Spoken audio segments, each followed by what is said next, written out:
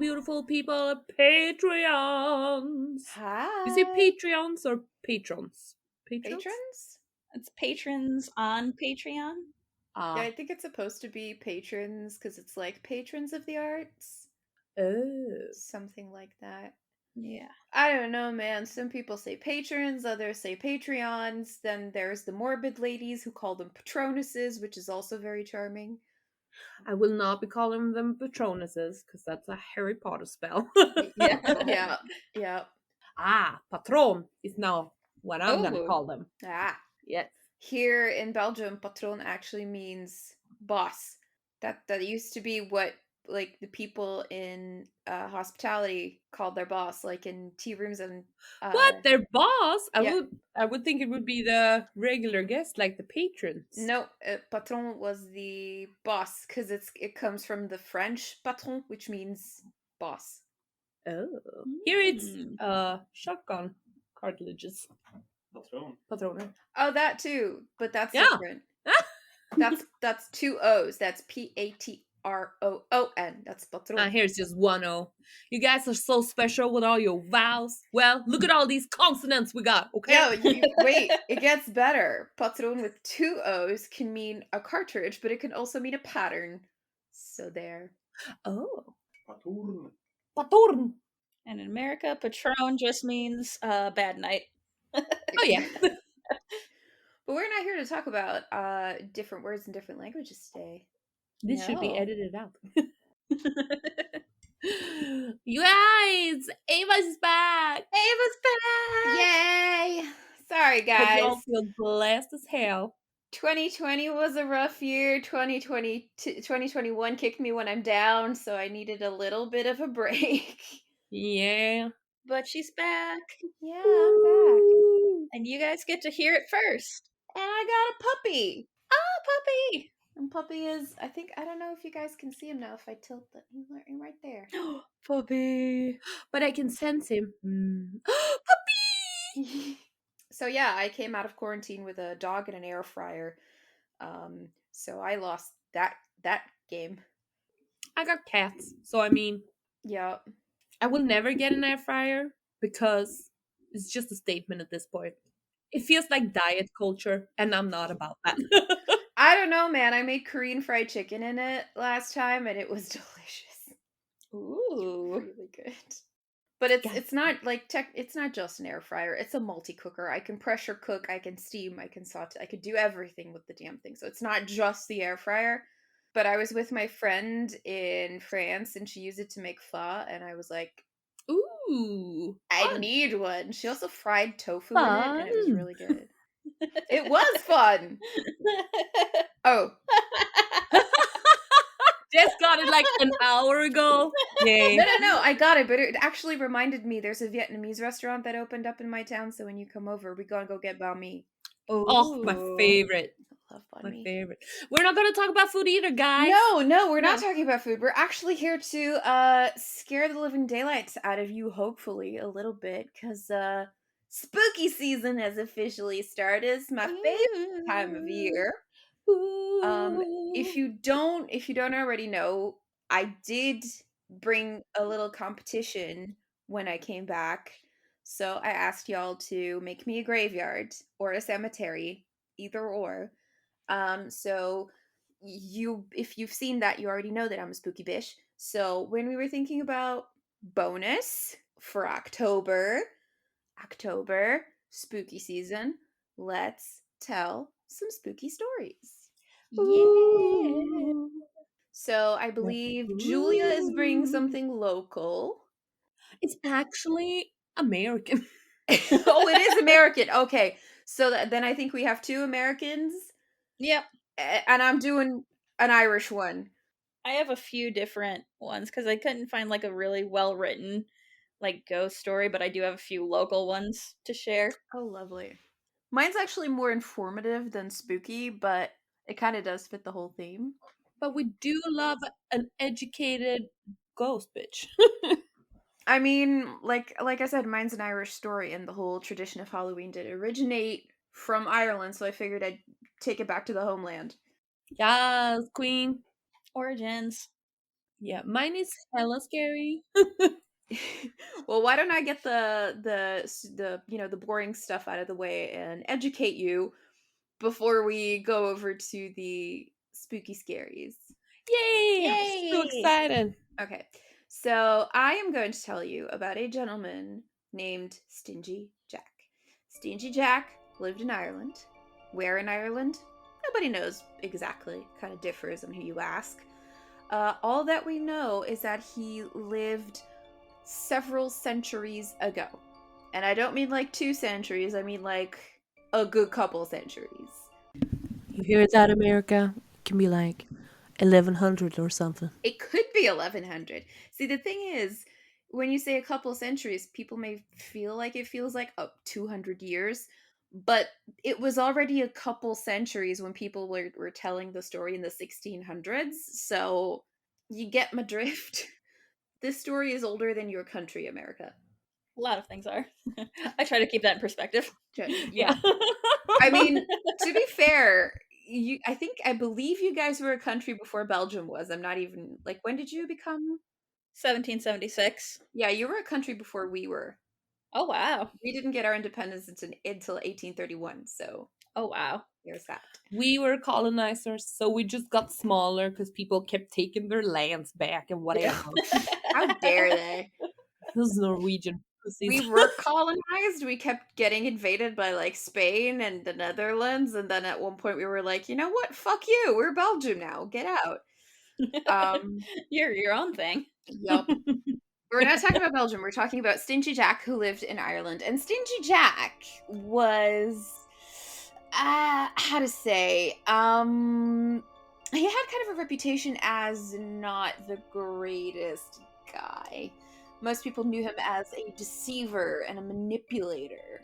And Stingy Jack, because he was so infamous, he was known throughout the entire land.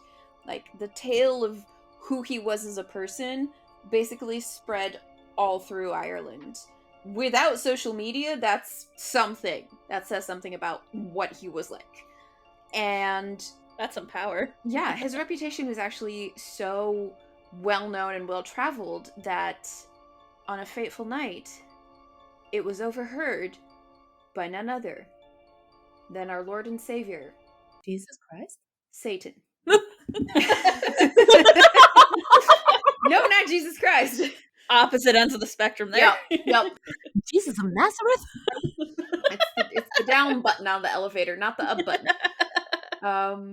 But yeah, Satan overheard the tales that were being told about Jack and his evil deeds and how he had a silver tongue and could talk himself out of any situation.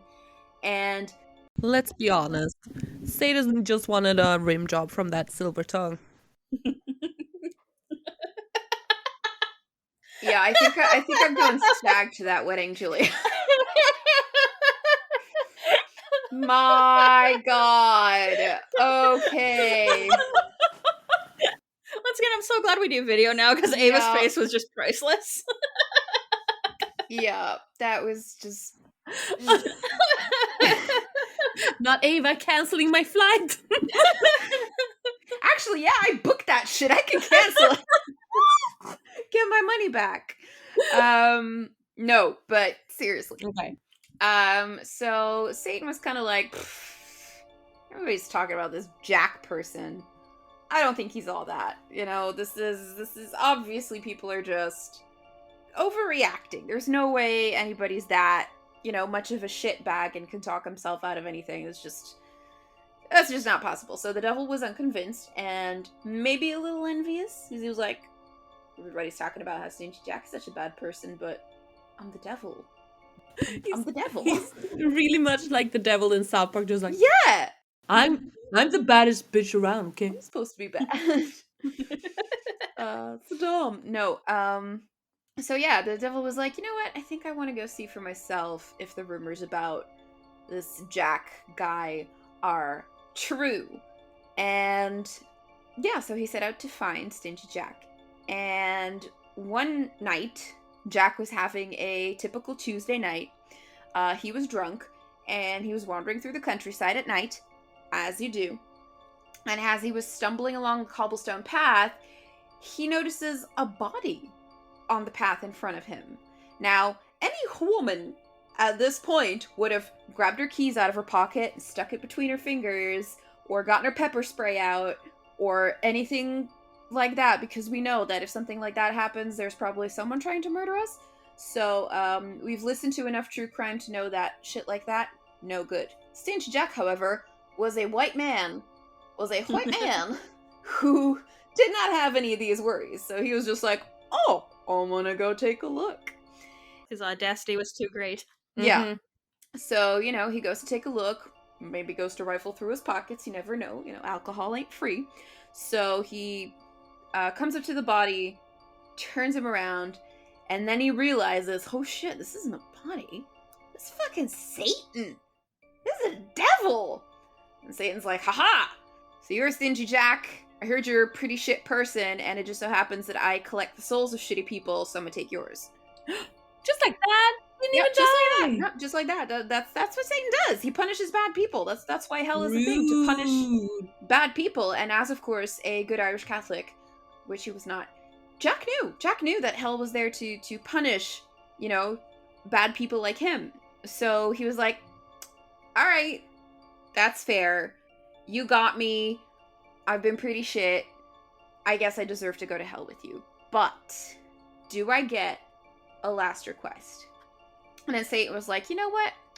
I'm having a pretty good day today, so I will let you have your last request. What do you want?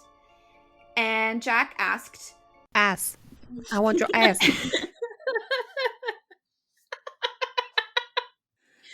I'm so sorry, Ava.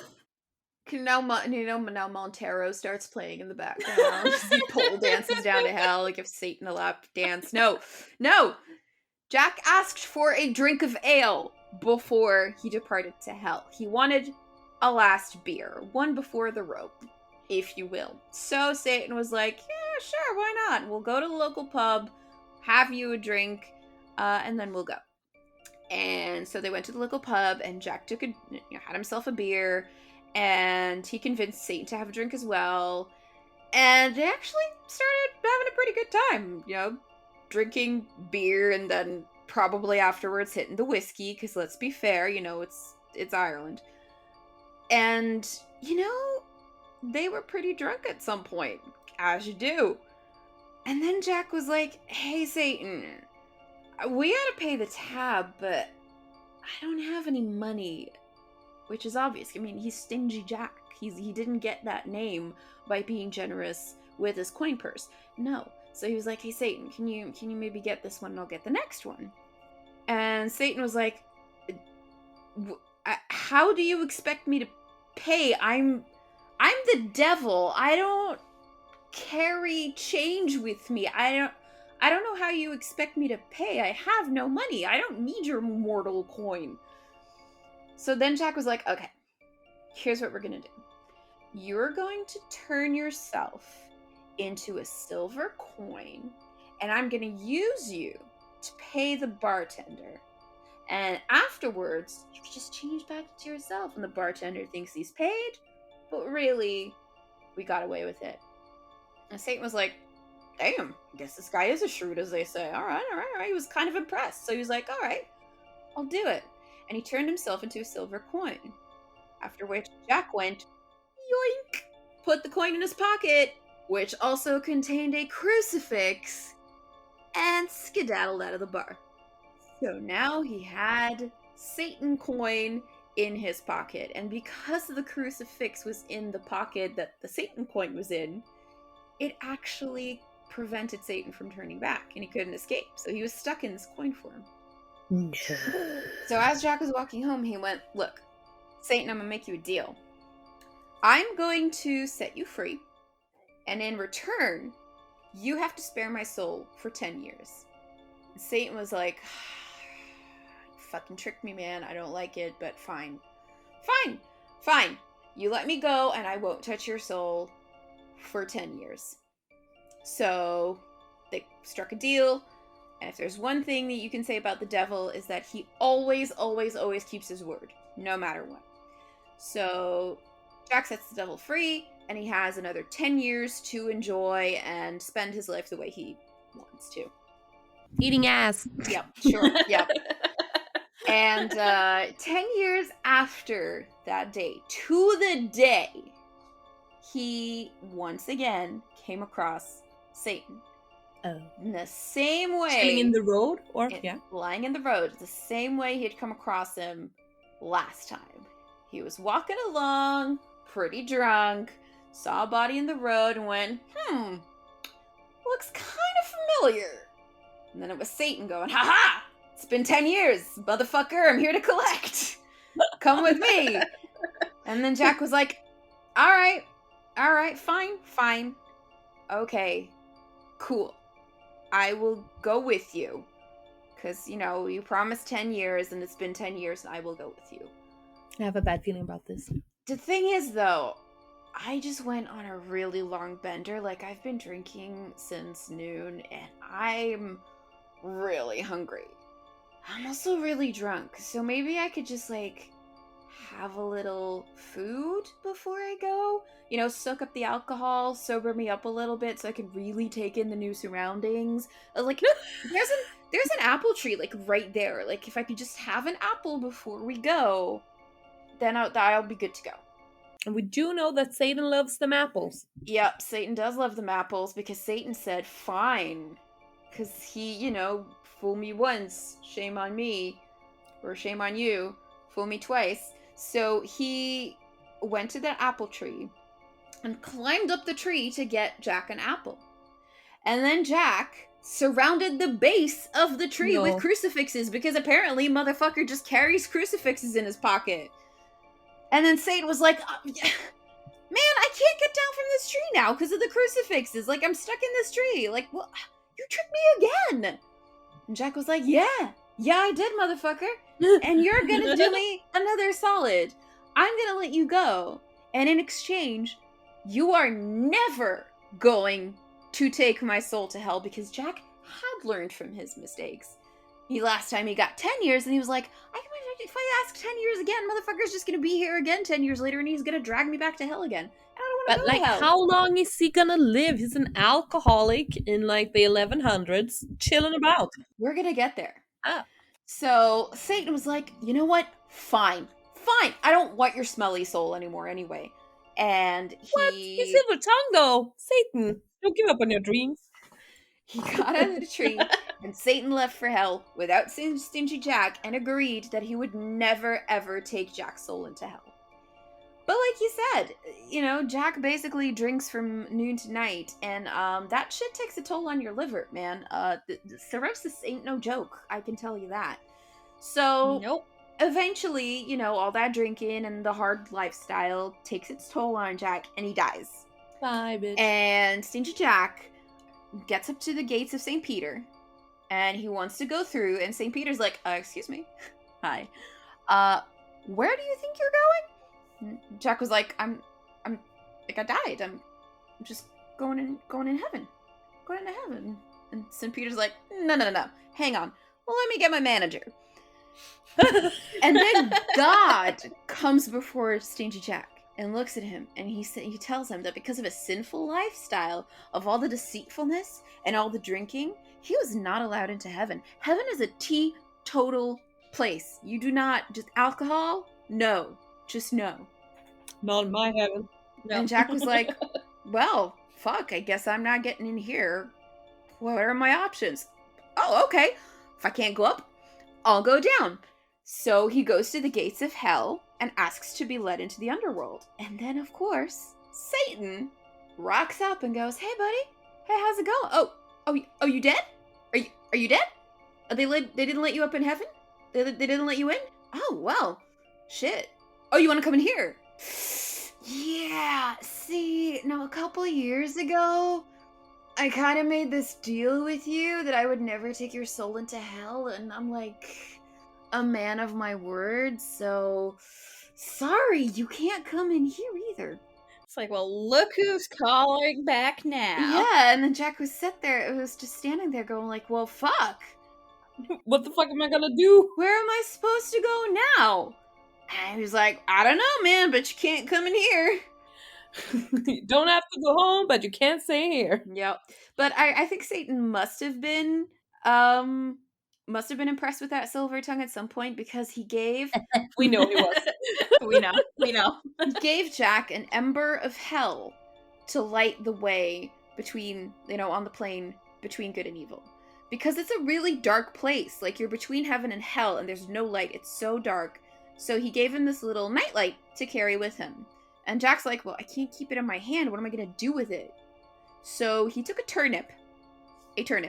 large turnip, hollowed it out, and put the ember inside, and used the turnip as a lantern to light his way. That turnip eventually became a pumpkin, and Jack became the jack-o'-lantern.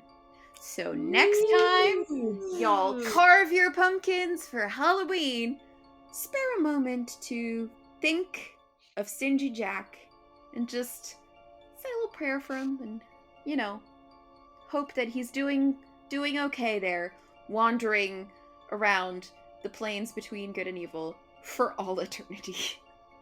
Oh, how's the last couple of decades been for you, Jack? Couldn't have been worse than 2020 and 2021, let me tell you. Mhm. There is another version of the tale from an 1836 edition from the Dublin Penny Journal, and it has Jack help an old man who is then revealed to be an angel, and to reward him, the angel gives him 3 wishes. And His first wish is more wishes. I swear to God, he's such a dick. his first wish is actually to punish anyone who sits in his chair, takes wood from his tree, or tries to take his cobbling tools by fixing them to the ground.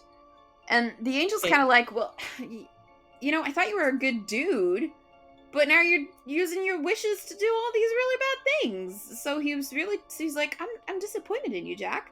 So he bars Jack from entering heaven. And then Jack manages to deflect Satan's messengers who try to trick him, and is then condemned to enter neither heaven nor hell. But I like the first version the most, where he's just an absolute asshole, but a clever asshole who outsmarts the devil twice, but then the third time has to, eat his sour grapes because he's an idiot who maybe should think about what he says and, think about the deals you make. Because, yeah, that's my spooky story for this bonus episode, is the tale of Stingy Jack, aka Jack the Smith, aka Drunk Jack, aka Flaky Jack, aka the Jack-o'-lantern. Woo! Hooray! It was such a good story, It though. was. Thank you. Yes. I actually knew that turnips were like the first jack-o'-lanterns. Yeah. I had seen like this picture. Yeah, that's the one that I saw. That's the one. Oh no, that's Voldemort. Pierce into your soul. That's like Voldemort in the last movie when you see him at the train station after he's dead. Oh yeah. Oh my god, no, never again. But yeah, that is Stingy Jack. Be a hipster. Do it for the turnips. Gotta give them the cred they deserve. Yep. Yeah, instead of carving pumpkins this year, maybe carve a turnip. Maybe not quite like that picture. No, make it a little nicer. Make it a fun turnip. Yeah, see, that's a cute turnip. That's Yeah. so cute. And I know none of our listeners can see this, but trust me, this one's much cuter than the first one. The first one will literally be in my nightmares for the next couple of weeks. Yep. Truly. Okay, Jess, do you want to go or should I go? Mine's kind of long. It's like 9 pages. Oh, jeez. Oh, wow, that's a long one. Let me get settled. Hang on. Well, I could go next, just like between 2 long stories. I can do 2 Yes. short stories in between. Yeah. Okay, let me pull up my notes. Okay, I actually had 3. 2 stories and like 1 like kind of info dump, kind of. Ooh. I enjoy learning new things, so I'm excited. Okay, so the first story is a Resurrection Mary. Yeah. I know this one and I love it. Yes. It's pretty local to my home area, Chicago. South suburbs, namely Justice. Since the 30s, the story is that if you are driving down Archer Avenue late at night, there will be a woman walking down the road in a white dress, nice white dress, like she's going clubbing or something. Clubbing in the 30s. Yep. Don't show your ankles, girls. Going Charlestoning. Yep. Throw a few petticoats on, some nice little shoes. I actually got a petticoat recently, and let me tell you, that shit is no joke. Mm-mm. Like, you Yep. have to be careful how you sit. Mm-hmm. Oh, man. Oh, yeah. Fold everything just right. Yep. It's like a whole 5-minute ordeal to kind of like fold yourself into a chair. Yep. Oh my god. But yep, if you're driving down the road, you'll see this lady. She'll flag you down, ask, "Hey, it's late. I don't have a ride home. Can you please give me a ride home?" And nowadays, I mean, if I'm driving down that road and I see her, I'd be like, "Bitch, get an Uber." Get an Uber, get a lift, take a hike. No. Yep. Like, sorry, I don't let people I don't know in this car. Sorry, trust I you. was listening to this true crime podcast the other day where this serial killer, he took his girlfriend with him, and she would be the one to like get the young women to get in the car because that's like a tactic that they use. That's genuinely what was it? The Sunset Strip Killers did that because like that was a guy. Yeah, that guy sounds in a- familiar. Yeah, Yeah. and the they had such a weird last name, like Hulk or something. Oh, Carla Homolka. Yeah. Yeah, them too. Because it's like the same ones who would use a baby to make people comfortable. It's like, oh, Yeah. there was one, I can't remember which one it was. I think it was a Green River Killer who would have his son sleeping in the back seat or have like his son's toys in his car to be like, oh, but look, he's a family man. It's fine. You can come in the car. No, it's a trap. Don't do it. Don't pick up hitchhikers and don't hitchhike. Don't be dumb. No. I love you telling a ghost, don't hitchhike. Yep. It's like so many people went missing in like the 70s and 80s because they all hitchhiked across the country. Yeah, like And now they're hitchhiking ghosts too. look, man, I am 32 years old, and whenever I go anywhere by myself, my grandmother, bless her soul, still always tells me, don't hitchhike, don't pick up hitchhikers. It's like, Grandma, bless you. With all the true crime content I've consumed so far, trust me, that is the one thing I know for sure never to do, is hitchhike. So most of these like stories of sightings and stuff come obviously before nowadays where you don't pick up hitchhikers, but you would, like, if you saw a nice lady walking down the road all upset, you'd pick her up and you'd offer to take her home. So you'd drive down the road and all of a sudden have you stop. She's like, "Oh, here's my stop, let me out." And you'd be like, "We're nowhere, we're by a cemetery." "Oh, it's fine. She'll get out, she will run across the road towards the cemetery and just disappear." I love Julia's face right I love it. I am not brave. now. I actually have tears in my eyes. Okay, keep going. Then, okay, if you can't even handle that, definitely don't listen to Kawabana. I have already done that. I've listened to like 3-4 episodes. How did that work out for you? It was fine. It was summer. It was bright. For people who don't know, Kawabana is a Japanese scary story podcast.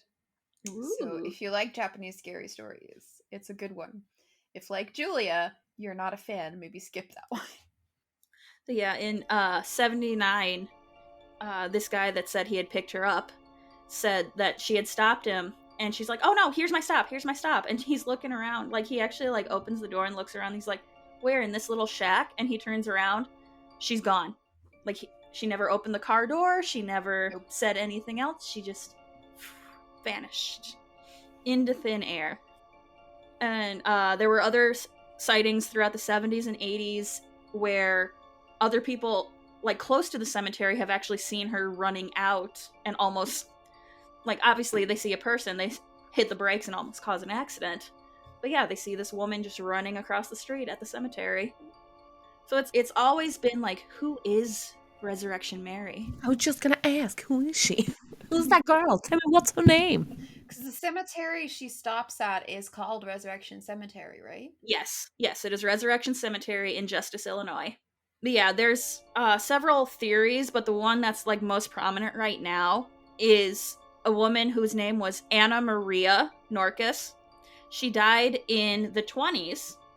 She actually had left because the ballroom that she's apparently picked up from is in this town called Willow Springs.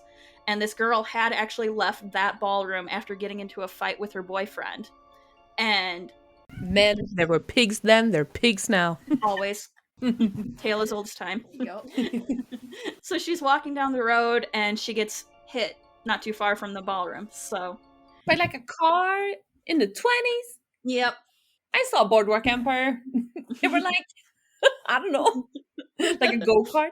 Go-kart. Well, this one apparently killed her. So, Oh, god dang. mhm. I mean, if you look at those cars, they could actually go pretty fast, and I think at that point they didn't have seatbelts yet. Yeah. So They didn't have doors. Why would they Yeah, have seatbelts? no, Yeah. and I don't think the brakes were very reliable. It was very much also in Mm-mm. a testing phase. So yeah, It's something that a hipster would be like, oh my god. Mm-hmm. Yep. Talk about an old timer. Oh, girl. Mm-hmm. Also, I'm pretty sure the bumpers weren't great. So when she did get hit, I'm pretty sure it wasn't great for her. It wasn't great for the driver. No. No, No. not at all. Wasn't there's a similar story, I think, or at least one similar encounter like that for at Recoleta Cemetery in Argentina? Ooh, maybe. There's a dude who met this girl on the corner of La Recoleta Cemetery, and they got along really well, and they had like a date, and she got cold at night, and he gave her his jacket, and Oh, I have heard this one. he took her home, and then the next day he went to the house where he dropped her off, rang the doorbell, and it's like this older lady opens up. He's like, yeah, hi, sorry, you don't know me, but I took your daughter on a date yesterday, and I just wanted to see how she was. And the woman's like, my daughter died of cancer 5 years ago. She's buried in La Recoleta Cemetery. You can go see her grave. It's right there. And he's like, the fuck? So he goes to La Recoleta Cemetery, and he finds the grave. Well, it's not a grave, really. They're all mausoleums. And he finds her mausoleum, and on the door of the mausoleum is his jacket. No! No! Yeah. No. Yep. And then there's like some versions of the stories are like he was so like it drove him insane and he ended up unaliving himself, or he died of grief or something like that. I just choose to believe that he saw that. He was like, you can keep the jacket, and went home. Yep, I have heard that one. That's a good one. Yeah, there is one of the sightings of Resurrection Mary is that like this guy went to the ballroom and like danced with her all night. Was like, oh, this is going well. We're getting on great. I'll take her home. I'll get to hold her hand. Oh my god. And then yeah, she did her little disappearing thing. And, No. yeah. Yep. So I need you. Yep, and there's other ones where like people have like picked her up and dropped her off and been like, hey, like I'm a cab driver and I picked her up and I'm looking for the girl that was here because she needed to pay her fare. There wasn't a girl here. Nope. I love how like you drive a taxi, and so you pick up this girl, and then she mysteriously disappears, and you're like, god damn, someone needs to pay this cab though. Yeah. Okay. But this is also a thing in Japan. Yeah, I know. Like the cab drivers, they Yeah. are so used to driving There's ghosts. an area in Japan, I can't remember where exactly it was, but it was around an area where a very big tsunami had happened, like in the early 2000s somewhere. And around that area, a lot of cab drivers have this instance where they pick up a fare and then halfway through they just disappear. But the problem there is because they've started the fare and the meters started running, like somebody has to pay the fare. So then they were, because otherwise their taxi company would be like, what the fuck, nobody paid. So they started paying for the rides themselves because they were like, these people were lost in the tsunami and they just want to get home. so they started paying for the cab fare. It was really sad. Yeah. There was an episode on Netflix. What's it called again? Unsolved Unsolved Mysteries. Mysteries. There was an episode about. My God, I bawled like a child. Tsunami ghosts. Mhm. But I do like the whole Resurrection Mary story because it's like Mhm. the base for so many scary Yeah. stories, because it's like the haunted hitchhiker is Mhm. such a classic. It is. It's It one of really my is. favorites. Like picking someone up on the side of the road and then all of a sudden they're gone. You're just like, did that actually happen? Was I just really tired? Was I seeing things? I don't. You start doubting your own mind at that point. Or Yeah. like, did I picture this person? Did this really happen? I don't know. It's such a good one. Okay, well, I've got another one. I'm ready to poop my pants. This one's from. What town is that from? Okay, so it's closer to Iowa than it is to Illinois or Chicago. So, but it's still in Illinois, and I thought it was interesting. It's called the Death Curve. Oh, I don't Yeah. know this one. Tell me. Yes. So it's. Julia's face right now. I know. It is on a curve of Timber Ridge Road, outside of Cambridge, Illinois. Ooh, fancy. And basically, when you're driving down the road, all of a sudden, because you got cornfields on all sides of you, Oh, because it's Iowa. Illinois, but yeah, close enough to Iowa. Not a city in Illinois, so it's cornfields. So you're driving down the road, approaching this curve, and all of a sudden, something will catch your eye. Oh no. A woman in white. Not again, Carl. Yep. What is it with these women in white? Like, are there no other Right? colors in your wardrobe? You know, white stains easily, right? It's such a bitch to keep Right. clean. Yeah. I rarely have anything white. Get yourself a nice black haunting dress, or like a nice dark green haunting dress. Something that doesn't stain so easily. Nice midnight blue. Because, you know, you're going to be in that white dress, and you're going to be heading to the ballroom, and there's going to be chicky nuggies there, and you're going to dip them in that barbecue sauce, and before you know it, it's all over your dress. All over. Don't do it. And nobody's scared of somebody with a stain on their dress. I'm sorry. That is true. Like, you can come at me as menacingly as you like, but if there was ketchup all over the front of your dress, I'm just going to point and laugh. Yeah. So, like, holy shit, it's a ghost. What is that? Did you spill your wine or something? It's a slobby ass ghost. Yep. it's like trying to be scared of someone who has spinach in their teeth. Yeah. It's like, I would like to be frightened of you, but actually I just want to hand you a toothpick. It's like, it's right there. Right there. Son. Right there. Okay, so this Okay. lady in a white dress, In like, white. not Mary. Nope. Okay. Yep, she will be gliding across the field towards you. And it has caused people to, like, Of course she glides. yep, not make the turn very well. Oh no. I don't think anyone's died on this curve, but the fact that you see this ghost, like, gliding around, it's like, yeah, that could kill somebody. For sure. Yep. Does she have a name? Yes, and I will get into that, the story behind it. Ooh. Her name is Julia Markham. Oh my god, it was me all along, guys.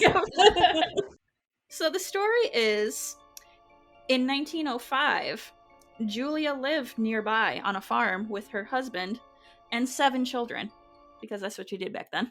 Oh, girl, no. Yes. Oh, no. Oh, poor baby. That pussy is as wide as the Grand Canyon. Oh, she definitely wouldn't be wearing white if she had 7 kids.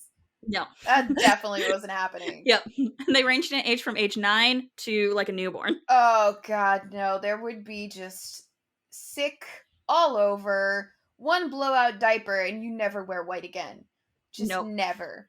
Oh, dear God. Poor lady. 7 Poor kids. Julia, honestly. And honestly, that contributed to the story. I bet she just farted them out at one point. Just like sneeze and whoop, baby. Oh, there's another one. Oh God, 7. No. Dear Oh my god. God. Oh, keep going. So, the husband got up early at sunrise to go to work, like he usually did. Wife was in wonderful spirits, even though she had been. Even though she had 7 kids? Yeah, she had 7 kids and she was off in his Oh. estimation. So he's like, Postpartum depression. Oh, you mean she had postpartum? Yeah. yeah, you I think? was gonna say. After 7 kids, who wouldn't? Yeah. So he's like, okay, kids, stay home from school, keep an eye on your mother. She's not great. I mean, she's doing fine today, so I'm gonna go to work, but stay with your mom. She's got Aw. lady troubles. Yeah. Also, like asking the newborn to keep an eye on your mom, please. Yeah.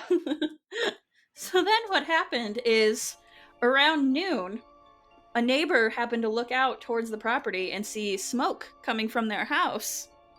So they come running over. They go to the communal phone and call like whoever.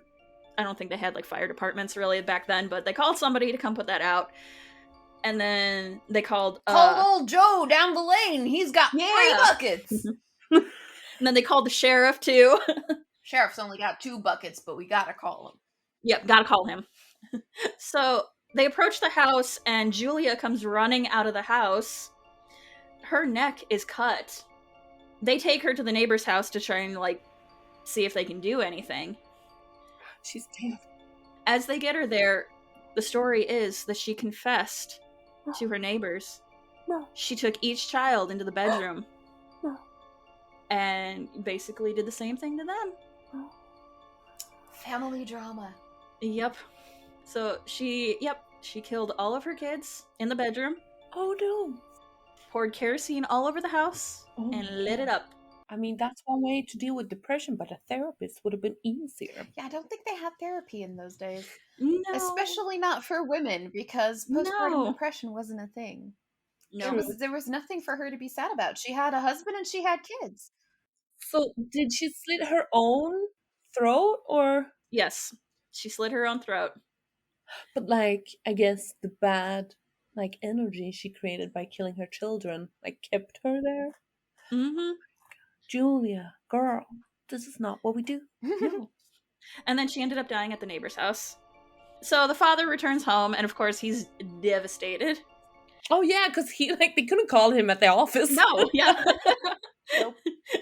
So somebody went and got him and brought him home. And he's like, "Yeah, your family's gone." Probably saw the smoke from the distance going, oh, Yeah. that poor bastard's gonna have a rough night. Aww. Oh, that's my house. Aw, shit.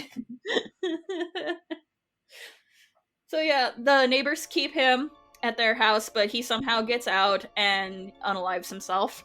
Of course he does. Yep. So yeah, an entire family of 9 in one day. Jesus. And she haunts the fields near the Of house. course she does. Looking for a therapist, probably. Yeah. Yeah. Maybe someone can just leave like a little self-help book over there so she can like find peace. Better help? Like, damn, if they'd had that in my time, wouldn't I have to kill my kids?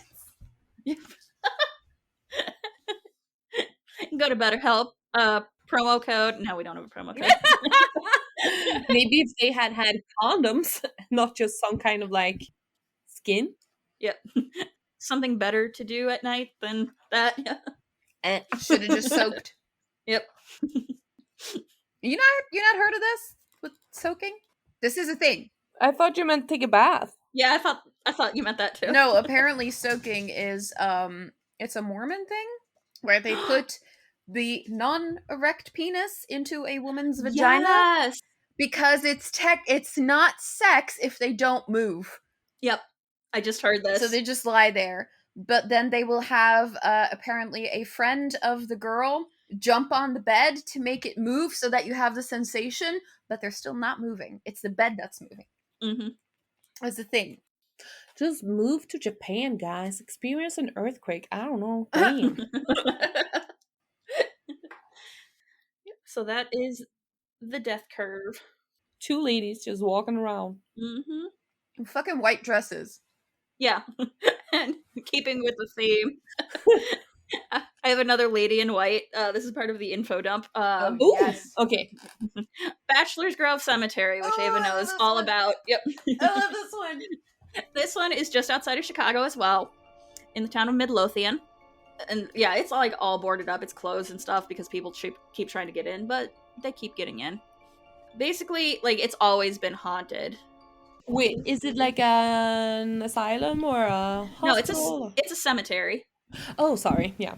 Yeah, it's a cemetery in the middle of a forest preserve too. And yeah, there's a whole bunch of different things that they see. Like, there's a lady in white that walks around, and she's usually seen carrying an infant during a full moon. Demon baby. The lady knows how to accessorize. Yep, there is a grave there marked infant daughter.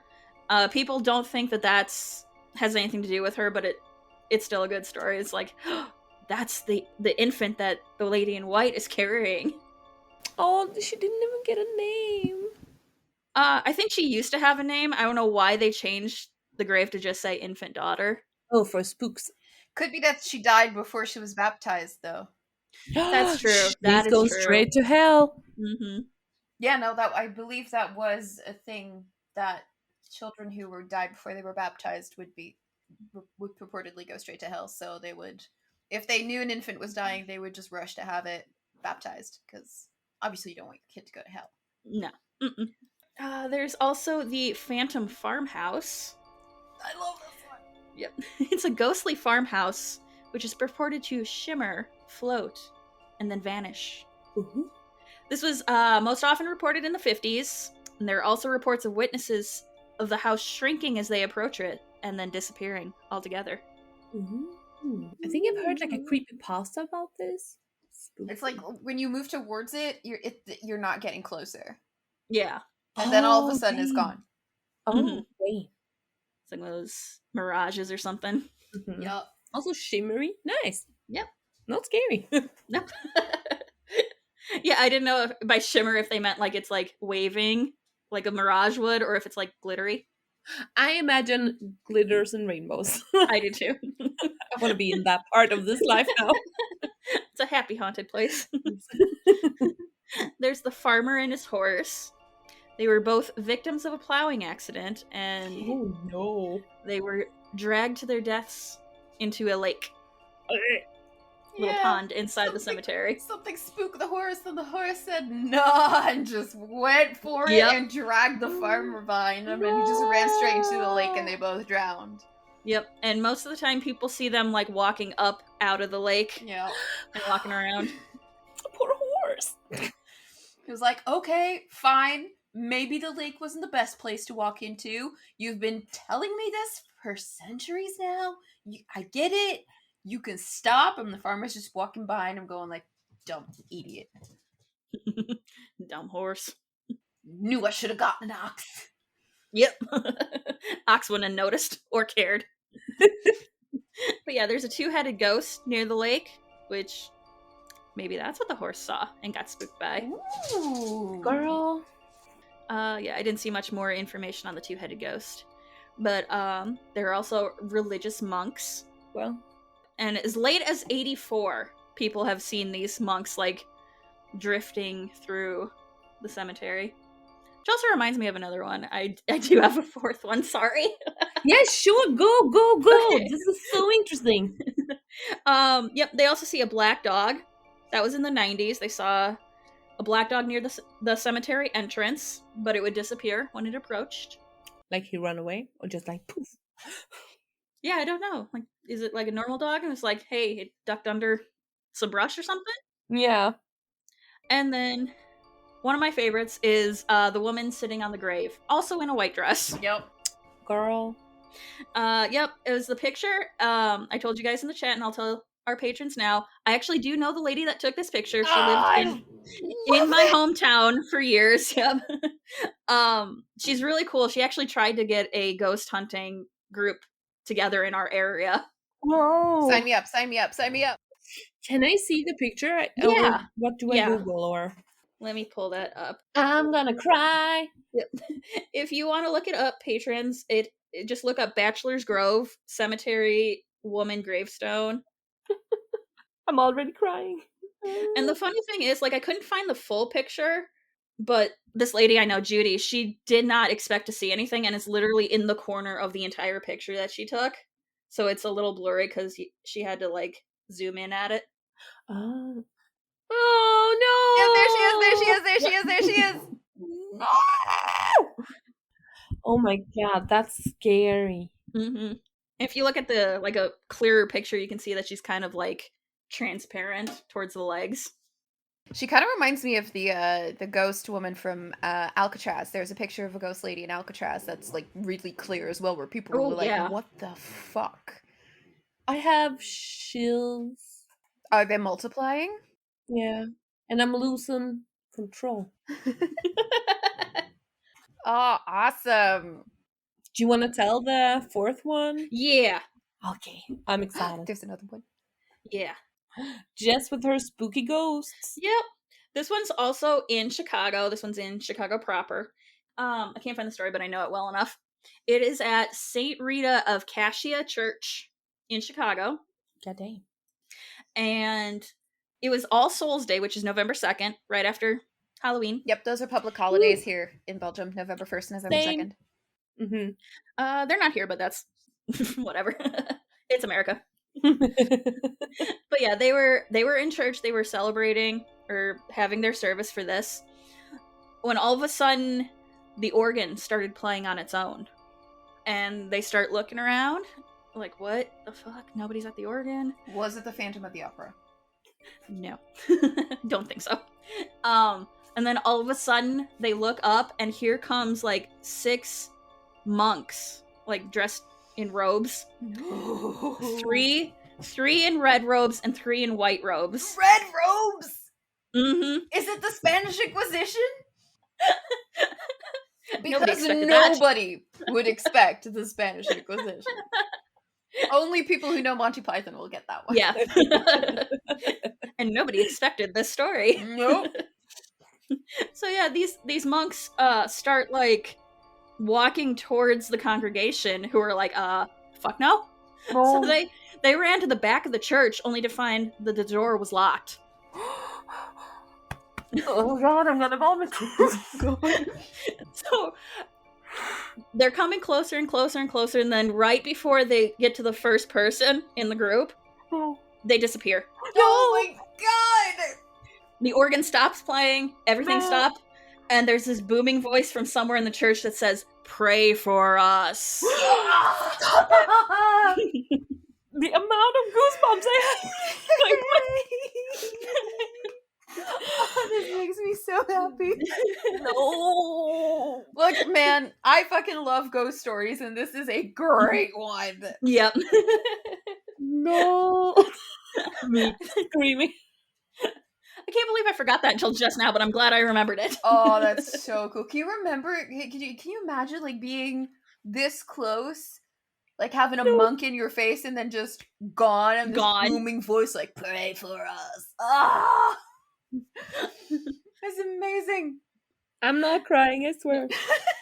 And this happened in the 60s, so people like do remember it. Oh, that explains it. They were just all stoned. Oh my god, that's so crazy. They were all on drugs. It's fine. Oh god, that was amazing. I don't know what was in that incense spreader, but it sure as hell wasn't myrrh. Yep. Murder. Judas.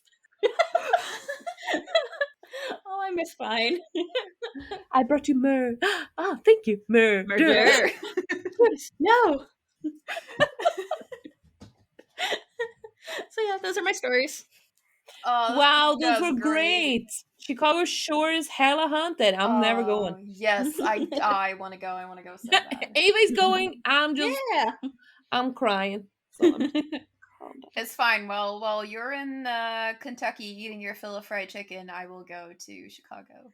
We'll do ghost tours. Yep, do ghost tours, get some comedy clubs in there, go see the Blues Brothers club thing that I want to go to. I'm just gonna eat chicken. They're gonna be like, oh, so what did you do in America? I ate chicken. Okay, what else? No, I ate chicken.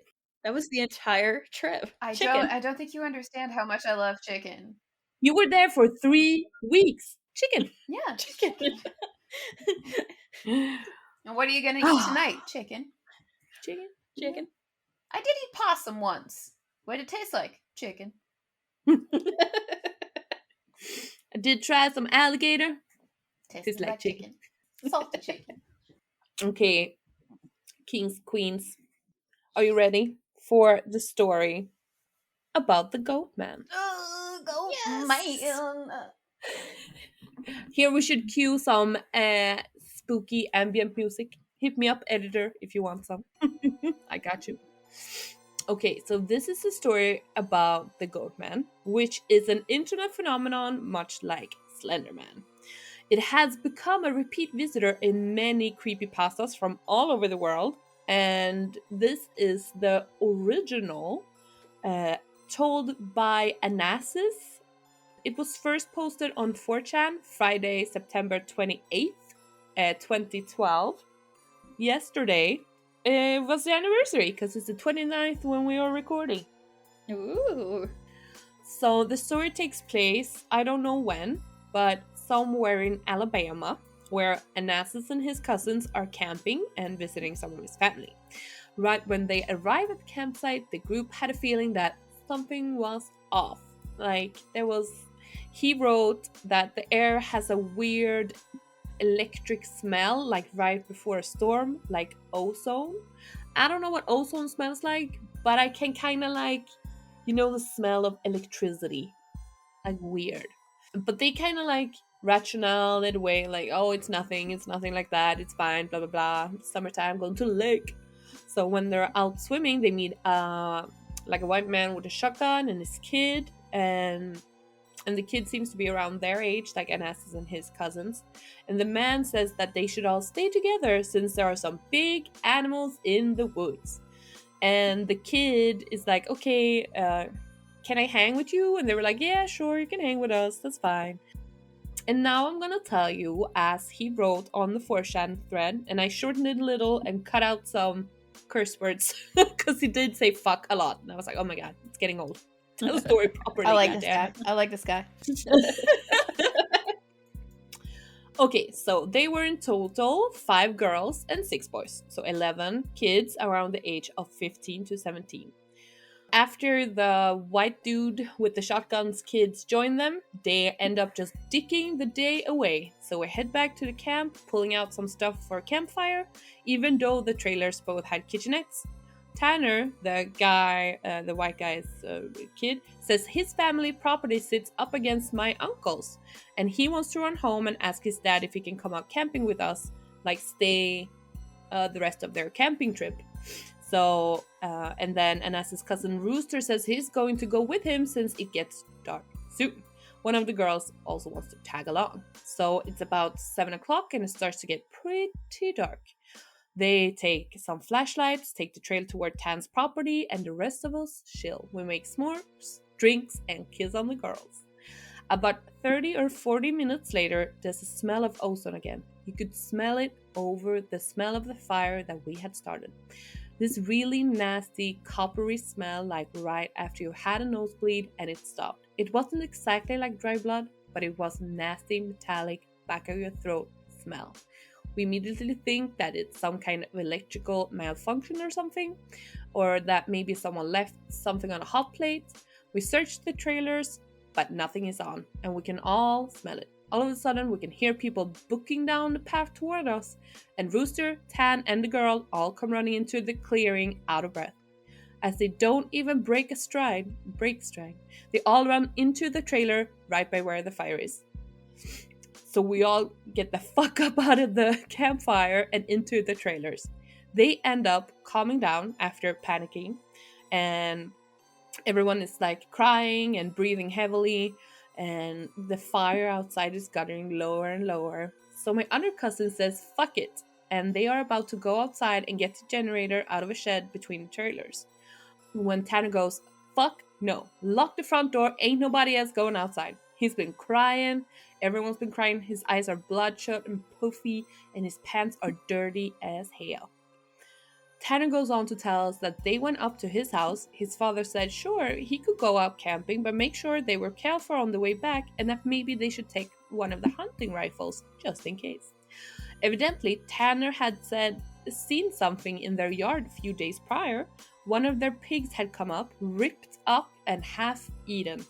They assumed that it's just been some big cats or coyotes, or even though coyotes don't usually fuck with live animals like that. But Tanner decides not to take the rifle since it's a coyote and they usually avoid people, so he feels safe enough. Guy.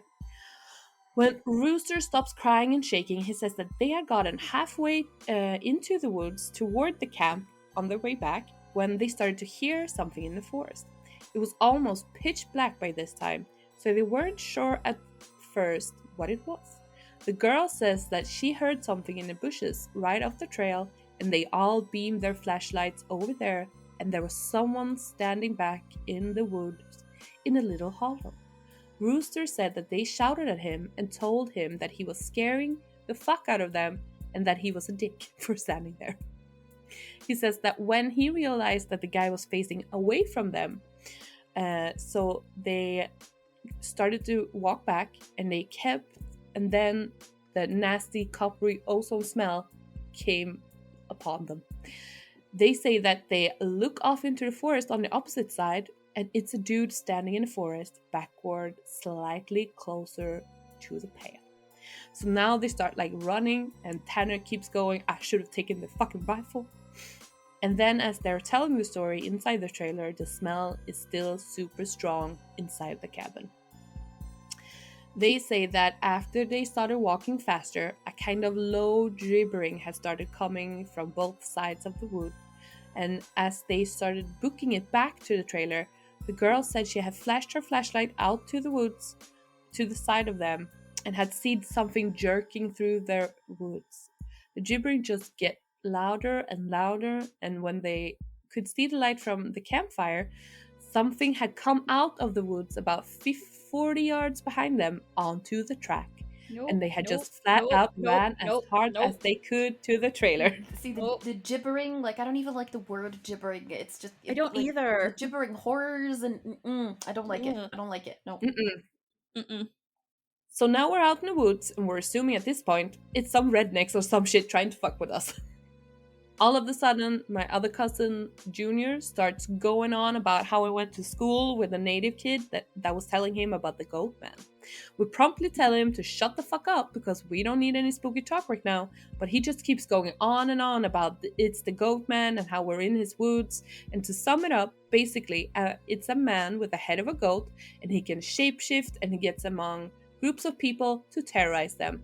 It's also supposed to be kind of like the Wendigo, and it's bad mojo to even talk about it, or even worse, if you see it.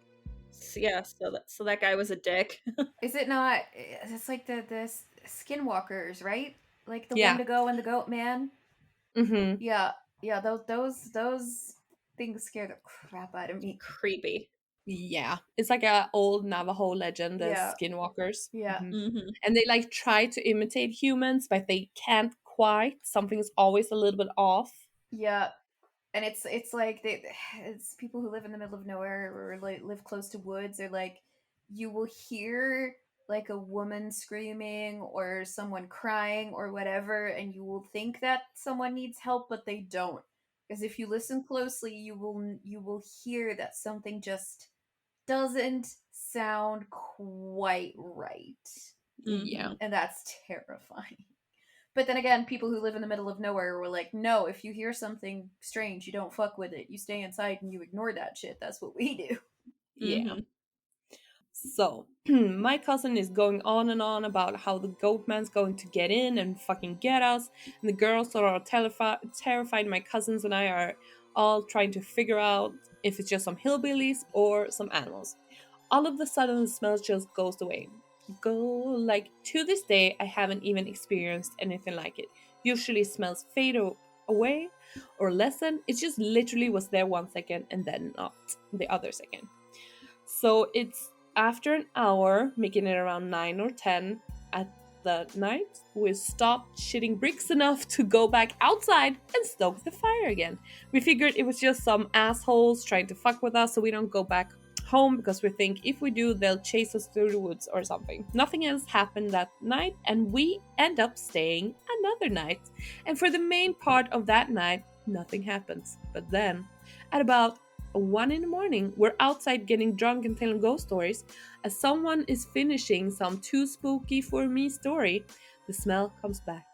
And this time it's so strong that literally one of the girls starts to vomit. I stand up and you can actually feel how clammy the air is. I say we should get inside and this isn't right and we should just have left. We all go back inside and we're standing around. My cousin just keeps going on about it, how it's a goat man, and my other cousin Rooster tries to shut him up, and all the while I'm just feeling that something is wrong. We end up sitting in there for a while, the smell is just strong, and we're terrified and all huddle into this camper. We end up cooking brats for everybody because nobody wants to go outside. It's one of those packs with 4 brats, and we had a total of 3 packs. I grill them up on the stove, give everybody a hot dog. I get mine, and after a while, one of my cousins gets up and goes over to the pot to get another one. Then he starts grumbling about how I got 2 brats and everybody else got only 1, and I look at him like he's so fucking stupid. I tell him that everybody only got 1 because there are only 12 brats, and if he wants more, he should open a new pack and cook some more. That's when the girl that had been out with Rooster and Tan just starts screaming, "Oh Jesus Lord, oh Lord, get it out." She's crying, shivering, and then it dawns on the cousin standing up what it is that's wrong. Me and him both glance around the room, and then I feel my heart sink. There's 13 of us! Ah! Yeah! I hate those! I run the fuck out of the cabin, and the girl runs out with us. The trailer door is banging against the side as everybody books it. One of my cousins' friends ask us what's wrong, and I start counting, and there's only 11 of us now. Oh no. So they started with 5 girls and 6 guys. I shit you not, my cousin verified. There had been 12 people in the cabin, but being that everybody didn't really know each other well, nobody had really noticed the whole fucking time that there was an extra person. And then I realized earlier that I had kind of noticed something was off, when you're just sticking around, having a good time, that you don't sweat the small shit and you don't always keep track of certain stuff. I'm dead sure that someone else had been in the trailer with us and that they had been there for at least a whole day eating with us. What makes this worse is I could figure out which one because I don't think anyone ever actually interacted with the other person or said goat man. The girl kept praying to Jesus, that's me in the situation, and we're all sitting outside. Eventually, we get some big ass sticks and go back in the cabin, but now there's nobody there. We count again, and there's 11 people. We go back into the trailer and lock the door. We explain what the fuck happened, and the girl says that she realized this too, and that when he was about to say something, the person sitting next to her had grabbed her leg hard and leaned over towards her and said something she couldn't understand. So we are pretty much scared as fuck as we huddle together and I fall asleep. When I wake up, the sun is just coming up and half the people are asleep and the other half are packing up. No, I would be packing up. I would not be sleeping. No. God, no. Nope. We all want to walk back home, but like 4 people want to stay until the sun is all the way up, and some people think that we're just fucking around and still want to stay in the trailers. I just want to get the fuck out of the woods. The girl's name was Kira, the one that the goat man had touched. Anyway, I asked her if she really thinks it was something bad, and she says that she just wants to go home and she doesn't want to be out in the woods alone for another night. I mean, girl, yes. So we decide to split up. The 4 that want to go can go, but I have to stay because I have the keys to the cabin and it's my uncle's and I have to lock it up. I'm super pissed at this point because I feel like people aren't taking this seriously, and I definitely didn't want to be out in the woods for another night. I spent the rest of the day trying to convince the rest of the people, now 4 girls and 4 guys, to get the fuck out of the Dodge.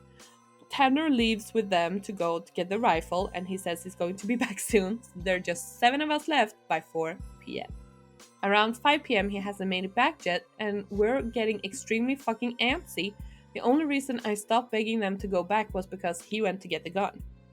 So it's about 5:30 p.m. or so when one cousin says that the girl Kira is outside. We all look outside, and sure enough, she's standing by the fire pit with her back to the cabin. I'm thinking to myself, if she was so scared, why the hell would she come back? No. And then I get this nasty feeling No. in my gut. Kira. Keep in mind, the whole time the coppery smell has been gone, and now I realize I can smell just a twinge of it. I say this to the rest of them and everybody, and these are the people that wanted to stay in the woods after the goddamn goat man. And they are laughing at me and asking if I said this up to scare them. I'm looking at them like I'm not fucking bullshitting you at all right now. So one of the girls goes outside to get Kira, and she gets halfway to her and then stops cold. Kira starts heaving. I don't know how to describe it. Sort of like if someone with their backs turned was laughing without actually making any sound. It was this fact that made me realize that there was not a sound in the woods. It was dead silent. Oh, no birds! Yep. This was like late in September, so it was still fairly hot, but it was super chilly some days too. Everything pieced out because there's something that's there that's too dangerous. Yep. Yep. You could usually hear big geese or some kind of birds or Nope. squirrels and other animals, but when I step out the door and tell her to come back into the trailer, there is no sound. He said no thank you. Yeah, the girl backs up into the trailer and we lock the door. We pull down all the shades except for one and put a guy there in the chair to watch her. She stands out there for another 20 minutes or so. And then the guy turns to say she's still there, and there's a huge bang on the door. Ah! We all jump up, scramble around the living room of the trailer. The banging is super loud. It keeps going on and on. Now, my cousin is holding one of the girls, and the other two are kind of giggling with nervous laughter. That would be me. So me and the other two guys are shitting bricks. So then we hear Tan, and he's screaming because he came back. Let me in, stop playing. So we go over to the door and open it, and he stumbles in with a rifle, and there's nobody else outside. Evidently, he had walked up to the campsite. Nothing weird happened in the forest, but he had seen a girl. Mind you, he said it was not Kira standing there. When he had gotten to the edge of the clearing, she had turned toward him with a slack-jawed look and just stared at him, slowly tracing him as he walked around the outside of the clearing towards the camp. No. Nope. No. Nope. No. Nope. Nope. Nope. Nope. Nope. Disgusting. He said it wasn't until he was almost halfway to the trailer that he realized that she was getting closer to him. She had started off by the fire, and without him even seeing her move, No. she had been turning, inching No. closer. No. No. No. No. No. No. No. He said that he just ran the rest of the way back to the cabin, thinking it would be open, and when he got to the door and it was locked, he turned around and it was about half the distance to the door. See, that's the kind of shit that I can't stand. Like the shit that moves closer when you don't see it. Like those fucking blink angels from Doctor Who scared the absolute crap out of me. Yeah. There's this game on Steam, well, series of games, but it started with We Were Here, and it's like this co-op game. Are you okay? No, I hate that we were here. Yep. So it's this co-op game, and you have to play like with another person, and like you communicate through walkie-talkies, and like one of them has to physically do the puzzles and the other one has to talk them through. And there's this shadow creature that's constantly following you, and at one point I had to do a puzzle in a theater, and it was behind me. It was just this black form with two yellow eyes, and you don't notice this at first because you're running around on the stage doing your thing, and then all of a sudden you turn around and you're like, he's standing differently. Wasn't he farther away last time? Nope. And then you notice and you're like, I'm gonna test this, and you turn around again, and then you start to realize, oh shit, yes, he is coming closer. And he just keeps coming closer and closer, and I'm freaking out, and I'm playing with my friend Nav, and I'm like, Nav, there's something behind me, it's coming closer. She's like, what? I don't know what you mean. It's coming closer, it's coming closer. It's terrible. I hate this shit. I hate it. Please continue. We have 3 pages left. We got this. Okay. So then, as Tan looks around the room, he gets super pale. He pulls me to the side and whispers, "You know there are only 7 of us in here, right? I get that feeling when your stomach drops to your nuts, which I have experienced many times myself. It had been back inside the trailer while we were sorting out who was going where, and then when all went outside earlier in the day, it had just slipped right back in. No. Remember how I said that 4 people were getting back and 8 people were staying. So 4 girls and 4 guys. But they were only 11 people. No. We looked out the window and now nobody was out there. So we recounted everyone and then basically I go over and ask everyone how many people were here earlier and everybody says 8. I say, well, how many people are here now? They all do the count and realize there's only now 7 people in the cabin.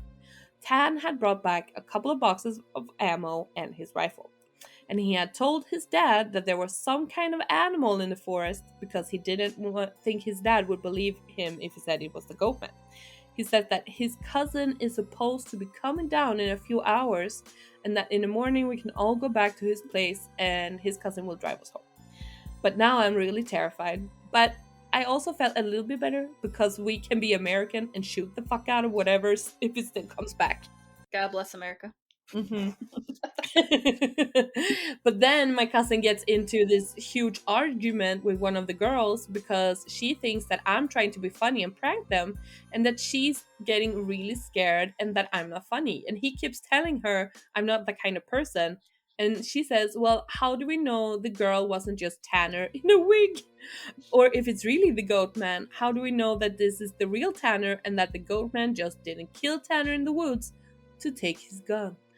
Now everyone is getting into a huge argument and me and Tan were like, we could seriously be in danger because at the very least someone has been sneaking themselves into our trailer without us knowing and mingling with us, and at worst something bad is in the forest fucking with us. One of the girls is crying, saying she wants to go right now, and we're trying to tell her we shouldn't because none of us are walking through the woods in the middle of the night. At this point, the sun is starting to go down, and it's getting a little cloudy outside. Later in the evening, Tan's cousin shows up. He was like 19 at this point, I think. And then sun is barely over the horizon, and he has one of those heavy-duty lantern flashlights and another rifle. He walks up to the trailer and whispers to Tan, asking if he's sure that it's his cousin, and he says, yeah. So they thought maybe it was the goatman at first, but no, like, it's the real cousin. Pass the human check. Yeah. The guy looks behind him and all around the camp and then walks in. He kind of glances at us and then he looks a little bit confused. He says, where's your other little buddy? I figured she would meet up with me at the cabin. Is she a little slow or something? He also asked whether we had been cooking blood in the cabin because it smelled like blood and hot pans all the way up the trail, and we're like, fuck no, we're not cooking blood in here. But we asked him what he's talking about the girl he saw. So he says that he had been coming down the same trail as Tan, and he had come up on one of you guys' buddies standing in the middle of the trail, looking at him slack-jawed. He had asked her a bunch of questions, but all she did was just look at him. Then she smiled at him. No. And he said that he kept walking. It didn't seem to be able to keep up with him, No. and kept lagging a little bit behind. No. He said he asked her if she was hurt or something and asked if she needed any help, but she had continued to stare. Eventually, he had just been walking, turned around, and turned a bend on the trail. But when he turned around and went back to see if she was okay, the trail was empty. He'd assumed that she's taking some shortcut through the woods to our trailer. We tell him the whole story of what's been going on. I half expected him to say we were full of shit, but he just listened, sat down on the couches in the living room. Tanner's cousin gets back to the girl after they explain the goatman thing. He says that when she had kept trying to lag behind him, it had kind of weirded him out. So he tried to keep her in front of him, but no matter how slow he walked, she was always a little bit behind him. And that he smelled this nasty smell that got stronger as he got to the camp, and eventually got so strong that he was like a little bit nauseated. She had said something really low that he didn't catch, and when he had turned around, she had been right up on him, and he had to step a bit back from her. It was at this point he asked if she was okay, and if she wasn't, he offered to carry her back the rest of the way, and but she could just keep staring. He said that he reached out for her as to grab her on her shoulder, but he must have been misjudging the distance because she was off to the side when he had put his hand, like she had moved while he was looking dead at her. Nope. So at this point, we know this is real. Unless Tan is playing a joke, which we can tell he's not because he's almost pissing his pants. So they load up the rifles, we eat some more, and we just kind of sit around until about 11. To this fucking day, every time I think about this, I really pray to God that it's some huge prank that my cousins played on me and just never revealed, so I would shit for the rest of my life.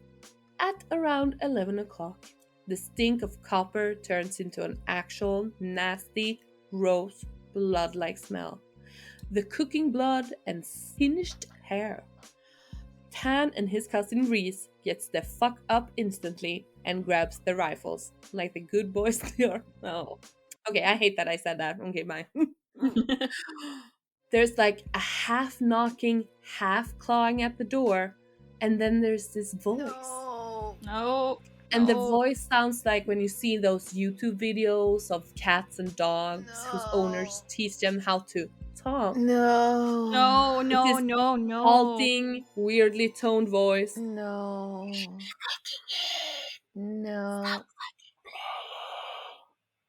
It made my nuts creep up against my body. And one of the girls starts crying and calling on Jesus. It was so obviously not a person talking. It didn't even have the right cadence.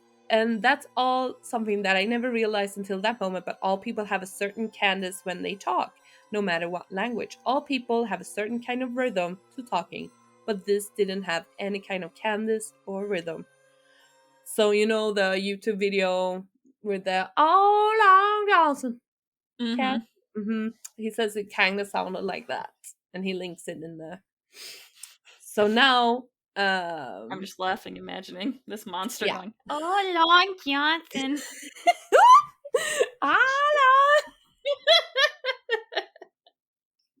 So now I'm in full terror mode. We keep yelling at the outside, "Who is this? Stop fucking around!" And it just keeps saying "in" or "let me the fuck in" for like 15 minutes. So then the smell goes away for a while, and for the next hour or so, you can hear someone basically creeping around in the woods, and every couple of minutes, it'll come back into the door and try to say something. No. Finally, when the smell fades away, it's around 2 in the morning, and Reese says, "Man, fuck this," as a white man he is, and he opens the door to walk outside with his rifle. He's gonna shoot a ghost. He fires a shot into the air and says something to the effect of, "In the name of Jesus Christ, go away." He fires 2 more times. Of course, he fires his gun and invokes the name of Jesus Christ. Yeah. Yep. It's the most Alabama thing ever. Uh-huh. And then he fires 2 more times, and then from the woods, right up against the river, from across the trailer, it sounds like something is slowly gibbering and hooting. No. Then it starts screaming, and it sounds like a woman and a cat in a bag screaming together. Like, I seriously have never heard any shit like that. And you can hear the brush over that way, like, starts to shake. Reese fires over into the tree line and then backs up into the house.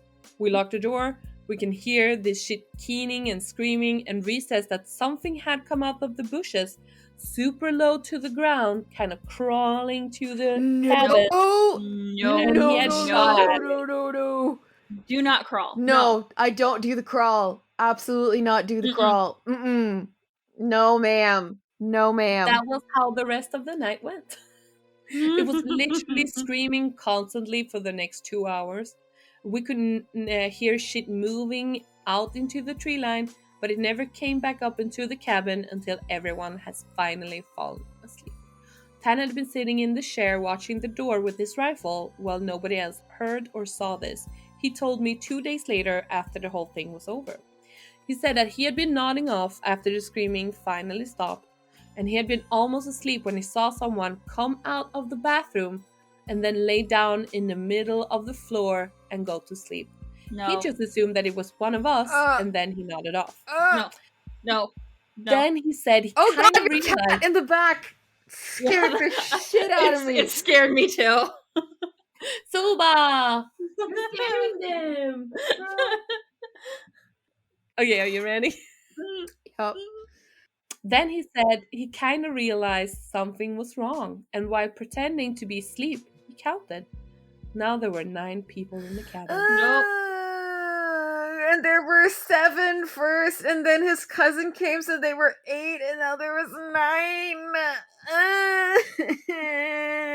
He didn't want to try to shoot at the thing, maybe because maybe it would try to kill us all, or if Reese woke up, he would start shooting and then we'd kill ourselves. So he just stayed awake all night pretending to be asleep. He said sometimes it would stand up and kind of do this weird jittery thing, or he like it was laughing, No. but then lay back down. The story closes pretty weak because, from my perspective, nothing happened. We woke up, and I noticed that Tan was a little bit jittery and that he was avoiding looking at all of us. But we ate some breakfast, packed up, and started walking to his house. He stayed last in the cabin and said he'd lock up and bring me my uncle's keys, and that we should just start walking and he would catch up to us. I don't trust that. We got up a little bit to the path, and when he came running up, basically we just jogged back to his house and his cousin took us home. So, there was a window in the bathroom, and Tan had gone back to lock up and looked in there, and we were too stupid to lock the screenless window. The window was open when he went in there. No, I'm guessing it had been doing that all along, waiting for us to fall asleep or slip up and then getting in among us. It walked with us all the way back to his house, and then he said it lagged into the back of the group, looked him dead in the eyes before walking into the woods. And that is the first story of the Goat Man. Jesus. That is now an internet legend. I don't like It's the scariest story. I feel so bad. I don't like it. Oh, no. Mom, I don't like it. See, I would have been like on the first night, like the first time something weird happened, I would have been packing up and getting out of Yeah, there. I'd just be like, peace. See ya next time. Jesus of Nazareth is calling. I'm going to church. Yup. My Uber's here. I have to go. So, yeah. Yeah. Get a bottle of holy water. Good God, no. I know, and like this has become such a huge phenomenon on like this Swedish creepy pasta podcast called Creepy Podden. So like he has like 4 different episodes about the Goat Man and stories that people tell about the Goat Man. Like even here in Sweden, they say that he haunts like some eastern parts of the woods in this and this area, and you can like smell him come up, and you can see that there's hoof prints close to your car, and you can hear kids screaming and stuff like that. Ugh. No. Yeah. No, thank you. Nope. No, Nope, thank nope, you. nope. No. Do you feel spooky? Do you feel in the mood?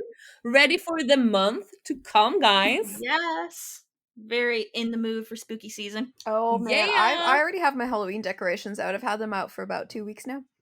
I have not been in a great fall mood, but now I'm like, it's fine. Today it was cold, so I dug out my sweaters. Ooh. I'm excited. Yeah. But yeah, this was good. We got some good spooks. We got some Halloween info. We got some creepy ghost stories. And we got the motherfucking Goat Man, which is terrifying. Yeah. I'm not sleeping tonight. Thanks, Julia. No.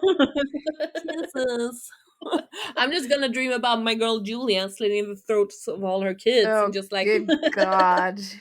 Gliding through the fields of Illinois. mm-hmm. Just wait for a taxi with Resurrection Mary. It's fine. Yep. Yep. I would just like to leave you guys with one tiny little story. Just a little one. Oh my god, I'm gonna fall asleep right here. I'm ready. This is actually a story that a friend of mine from Japan told me. Oh. That he at one point was just sitting in the living room under the kotatsu, and you're ruining the mood. And Ghosts. and for those of you who don't know what a kotatsu is, it's like a low table with kind of like a duvet. From Since No Escape. No Escape. Yeah, of course. If you play Snowy Escape, you know what a kotatsu is. But if you don't, it's like a low table with a duvet draped over it that you kind of like sit under, and it's heated. And it's very popular in Japan for like the winter times because it's got like a little heater underneath it. And he was sitting under the kotatsu, and his sister came in, and she slipped under the kotatsu as well. And they were talking a little bit and watching TV. And like, my friend's kind of he can be a bit of a jackass sometimes, so he decided to play a prank on his sister, and he just sort of like reaches under the kotatsu and grabs his sister's leg, and she like looks at him and she's like, I'm gonna go to the grocery store to get stuff to get stuff for dinner. I'll be back in a little bit. And she gets up and she walks away. And he was like, oh, that's weird. Well, So he's still holding the leg? I guess I'll just continue watching TV. And then he lets go of the leg he was holding. Oh no. The end. Nope. No. I hate you, Ava. I love you too. Look, man, you gave me Goat Man. I give you this. I gave myself Goat Man, okay? I suffered. I listened to the podcast about it. I read this story. I proofread Is the it. Now I podcast read in it. English? Because I would love to. Oh, damn! I need to learn Swedish now. That's amazing. I do want to learn more about Goatman because it sounds terrifying. I know there's this very niche site of TikTok that's all about like skinwalkers. Oh no, bye. No, I And can't. I kind of like stumbled upon that at one point, and I'm very glad I'm not on that anymore because that shit's terrifying. I accidentally ended up on like spooky scary TikTok last year, and it was horrible. It was like people dressing up as monsters. They had like Yup. these long fingers, kind of just like No. I don't like it. There was this one TikTok that absolutely terrified me, and I just did not open TikTok for weeks after that. It was someone who had stitched this and like put text over it, but it was a video of a family who was like, our fucking house is haunted, and they were showing things like cabinets opening by themselves and like doors like moving and stuff. And it ended with like the family hearing something in the kitchen. It was like dark in the kitchen, and it was like an open doorway, and they saw like cabinets moving in the kitchen, and all of a sudden from like the upper right corner there was like the top half of a face peeking out. Oh, I've seen that one. And I I've was seen like, that one. no, I don't want it. It was terrible. I am nauseous. I legitimately was this close to removing the app from my phone. I'm like, no, I'm done with TikTok. I don't want this anymore. I don't even know how that came onto my For You page, but Jesus Christ, that terrified me. Like, I'm normally pretty okay with like scary stories and like spooky story TikTok, but that was not for me. That was not for me. I'm not good watching stuff like that. I love scary movies, but as you can see, I'm not brave. Oh, I don't like scary movies. I will not watch scary movies, but tell me a good ghost story. Oh, because I'm watching Midnight Mass now, which is the third show from the person who created Haunting of Hill House. It's not as good as Haunting of Hill House or Haunting of Bly Manor, but it's like it creeps me out because that super creepy Christian people are there. See, I don't like scary movies. Definitely don't show me like body horror and like gore horror movies, but even like just like with I don't like jump scares. No, I don't either. Because those give me that like heart palpitation kind of stuff, and I don't like that feeling. I don't like that type of being scared, but give me tell me a scary story and let me use my own imagination. That's fine, because I can shut that off whenever I want. Yeah. No, I'm not good with jump scares. My wife went out for a run, and I was cooking in the kitchen. I turned around, she was suddenly at the door, and it scared the shit out of me. Oh my god, yeah, my boyfriend can like creep up on me because he walks so quiet, or I'm just like in my own head, doing my own thing, and he's like, "Hello, what do you want?" I'm like, "Ah!" Jesus. And now I have my cats also slowly trying to scare me to death. Goddamn, guys, we deserve better than this. There was that one artist who does like little web comics as well that are kind of like eerie, like not terrifying, but like eerie. There was this guy just sitting there watching TV, and then his wife like pokes her head out from the kitchen, goes like, "Honey, can you put the trash out?" And he's just like, "Yep, I'll get to it in a minute." And then he's like, "Wait, I don't have a girlfriend and I live alone. and that's the end of the comic, and I'm just like, okay. I've seen one like that where it ends with him like ripping off her face and it's a raccoon. Oh, cute! Yeah, that's the one. That's the one. Oh, that was brilliant. Take the trash outside. Come on. Oh, that's a good one. Well, we Ugh. hope you are now in the spooky sentiment for the rest of the month. Yes, definitely. Ready to murder people for Ava's graveyard competition? Fill me Yes. some graves, please. And yeah, thank you for being our patrons. Yes. We appreciate the heck out of you, We sure and we are do. hoping to be able to bring you some amazing stuff soon. And if you guys want more spooky, scary stories, let me know, because I love telling them. It's always a good time. So if that's Sure something is. you like for a bonus, let us know and we can do it again sometime. Yeah. I won't be there, but I have so many Japanese scary stories that I can tell you, and those are like legitimately terrifying. So please hit me up. I don't want to be here anymore. Thank you for being back, Ava. We missed you. Yes, I missed welcome you back. too. Yay! Take care, everybody. Bye bye. We love you. Bye.